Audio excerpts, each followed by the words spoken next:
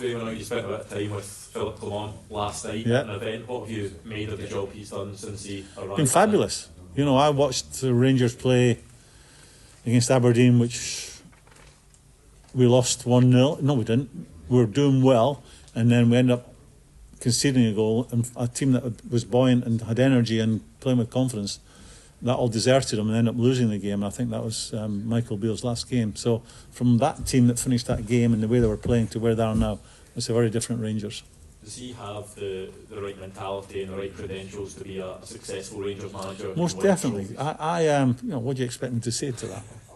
But I see a man who expresses himself. Here's a better way of putting it. When I was part of the interview process, you know, I always, when I see new managers being interviewed, I put myself back in the dressing room as a player, and I think, would he hold my attention? And when we interviewed him, I said that. I said, I like that. I think he might be the man. And I am someone that would listen to him. You know, I'm someone that a bit of a cynic. Even when I was a player, maybe I had too much to say, but I would listen to him. And I think he's certainly getting a tune out of the players. They're certainly listening to him. And I think he's got that, for a modern manager, that personality where he's calm, calculating. His English is excellent, although he says it's not, but it is. And he can express himself very, very well. And I think the players would appear to like him very much and enjoy working with him. And it's upwards and onwards. I think he's doing a fabulous job. You know, it's totally wrong for anyone to make a comparison between the job I got at Rangers and the one he's inherited. My job was a lot easier than his job. You know, I had budgets to work with. He's working on a shoestring. We've got some of the best players in British football to come up here because we had the money. Philippe doesn't have that. So he's getting a tune out of a group of players that were looking at a pretty sorry bunch before he arrived, who weren't believing, who weren't playing with any confidence, who didn't play with an intensity that's necessary to win football matches. And now they are. And okay, they lost at the weekend, but that can happen. It happened to me many times in my managerial career and playing career, where you've dominated the ball, you had the best chances, but you lose the game. That can happen. But this weekend was still a great weekend for Rangers, simply because Celtic were going into that game on Sunday thinking it's our opportunity. There was no let's not be bang at it today. They were bang at it, but still come unstuck. Okay, they got a player sent off, but that's an almighty blow to Celtic this weekend that they couldn't make ground up. Having Rangers seen the Rangers slip up the day before. Are you surprised from the position he found Rangers in to where he is now? That the gap is so small? You'd never be surprised at surprises in football, but I'm delighted. Because I've just said you've got a team that looks sorry for themselves 3 months ago. You've been here 3 months. It's a team that's full of beans now. They look forward to playing in every game and feel they can win every game. That's a big thing. You mentioned, Graeme, about the last time you played Aberdeen, the Michael Beale's last game, and you could tell being at the game there was an edge from the fan group, there was some sort of toxicity. Now when you look at it, the fans are so united behind them. The power of that, how powerful can that be? And that's something else he's managing to achieve. And we were doing a thing last night at the Armadillo, and he was emphasising that point to the audience then, that we're all in it together. You know, going to the supporters, win or lose, after the game, making them feel that we are all in it together. And winning games does help that, obviously. But right now, everyone at the football club and all our supporters seem to be rowing in the same direction. There's great belief, and so there should be. So upwards and onwards for the Rangers, for me. I think they have a great chance this year. We're obviously here for the Scottish Cup as well. One trophy already in the bag. I mean, this could be a very memorable season for Rangers, couldn't it? Let's not get ahead of ourselves. I will repeat, and I'm sure Philip would say the same thing.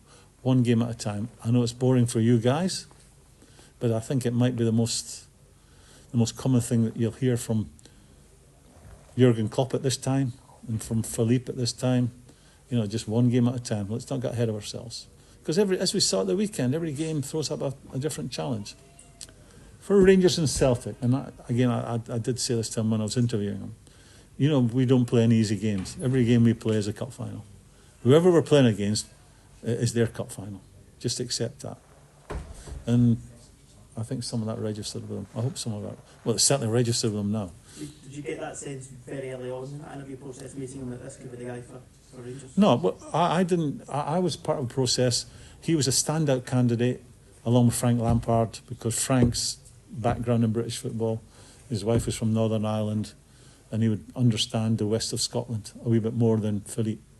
Philippe was coming from Monaco, where there was more people in the theatre last night than go to Monaco home games. So he swapped that genteel atmosphere in Monaco for a bear pit. Literally, he's come here and it's like full on. And he seems to have adapted to that and relishing the challenge. And the supporters have taken to him, and so they should. He's a very, very impressive man. Graeme, you said that you think Rangers have got a great chance this season. No more than that, a great chance. You know, like Celtic have a great chance. But right now, Rangers are in the box seat. They win every game. They win the league. And you get the sense that they've now got what it takes to get there? Well, I think recent results would suggest that. I think they're a much improved Rangers. And then when you're involved in a football club, you're never happy. As a manager, I think you should never be happy. You're always striving for more from your players. You're always trying to put your board under pressure to get you more players. You should never be content with what you've got, because everyone else will be improving. Assume the worst. Everyone else is improving, so we must improve as well. The fact that they're fighting on all fronts, they've already got a trophy. That's good. Is that a good thing, bad thing? I think confidence breeds confidence. You know, if you're saying to me, would I be like to be part of a team either as a player or manager where, yeah, we've got just the league to go for or just the Scottish Cup to go for? No, give me all the challenges on all fronts. And you know, you hope you enjoy a bit of luck with injuries, and you hope you enjoy a bit of luck in the games that you play. But no, you want to be involved in every competition. There's been a lot made of some of the refereeing decisions this week, Graeme. There was one tackle on McCausland in the Rangers game Saturday, and then a few penalty incidents and a handball incident, red card incident in the Celtic Hearts game yesterday. What were your thoughts? What was last weekend? How was last weekend different to every other weekend?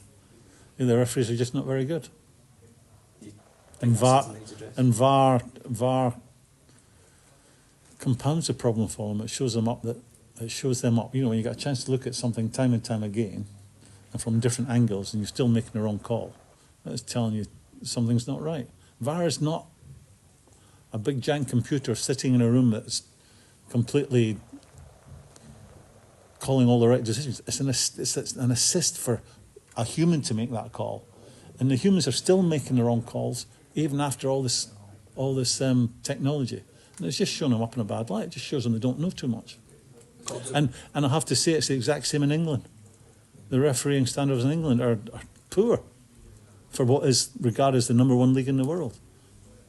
And they're just poor. They just make wrong calls all the time. They know the first line of the book, the rule book, and they know every single rule in it all the way to the very end of that book. But they can't interpret when there's a coming together where the intent lies. They make the wrong calls. So and I'll say it, and I think they should involve ex-players to sit with the VAR referee and offer a different opinion, and maybe they see it that way. But, you know, VAR is just embarrassing them. And it's who would want to be a referee today?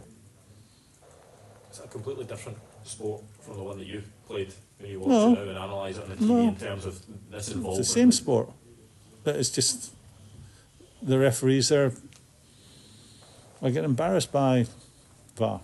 It's not aiding them. It's just it's showing them up in a bad light. Clubs here spend a lot of money on VAR, and not a lot of the clubs here have. It's not the What club's ways fault. Would you continue with VAR and so on? I think most definitely. I think there's room for technology in football, like there is in every sport. But I think it's not technology. The technology is not the problem. But you have to forget that. It's the people making the calls that are looking at that technology and getting it wrong on a weekly basis. And it'll be the same this weekend. And you've got your headline.